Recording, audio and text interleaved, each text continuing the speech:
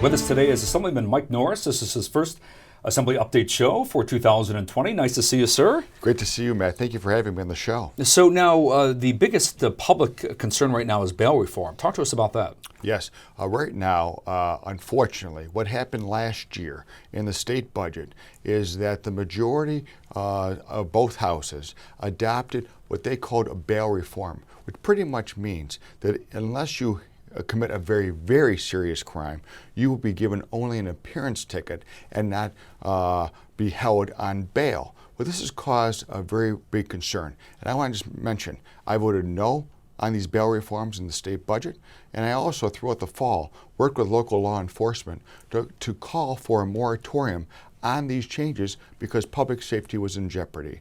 And now these laws have become effective January 1st, and individuals who have committed very, very serious crimes, like manslaughter too, are getting an appearance ticket to come back to court.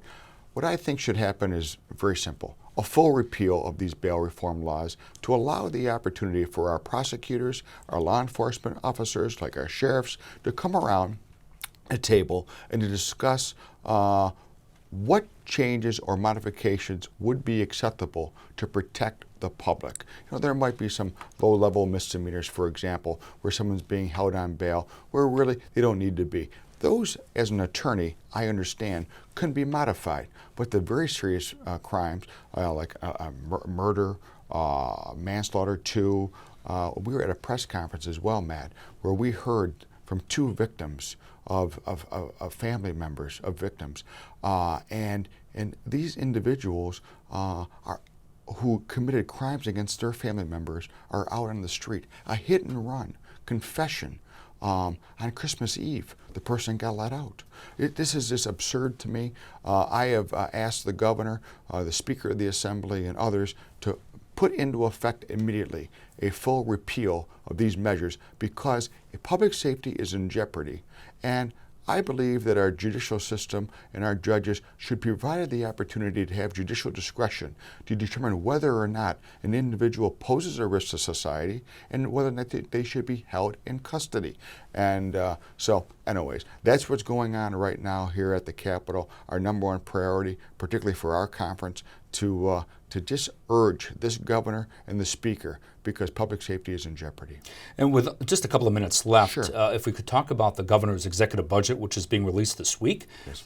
There is a $6 billion budget shortfall, and I would think that the governor would eventually lean in the direction of raising taxes. Obviously, that's a concern to all New Yorkers. It's a concern. You know, the biggest concern of mine is the out-migration of population. Unfortunately, New York leads the nation, the number one state for people leaving the state of New York. Last year alone, 77,000 people left the city of New York. That's over 250 people a day walking out of the state with their feet because it's not because of the weather. They cannot afford to live here. Taxes are way too high, mandates are way too high, and the lack of good paying jobs here in New York State is another concern. Now there's a $6 billion shortfall, mainly because of the Medicaid system. 40% of our state budget, over $75 billion a year, goes to Medicaid services. Now, I've said repeatedly on this show before that I believe that, yes, to be a good New Yorker, to be a good United States citizen, I'm okay with helping somebody up who may be on difficult times.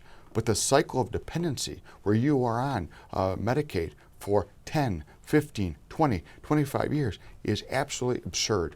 We need to do a better job in promoting workforce development for these individuals who are in that cycle of dependency, and also to make sure that we redesign the Medicaid programs and ensure that we have efficiencies through there. You know, oftentimes, I understand there are several categories from the federal government where you could get the Medicaid funding from. Well, we're at the top of that. We provide almost every service possible in New York.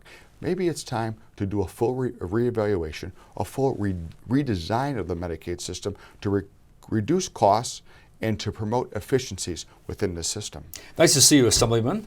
Thank you. If you would like to reach out to Assemblyman Mike Norris, you can do so. He is available by emailing him at norrism@nyassembly.gov. You can also find him on Facebook. We'll see you next time. For this edition of Assembly Update, I'm Matt Visscher.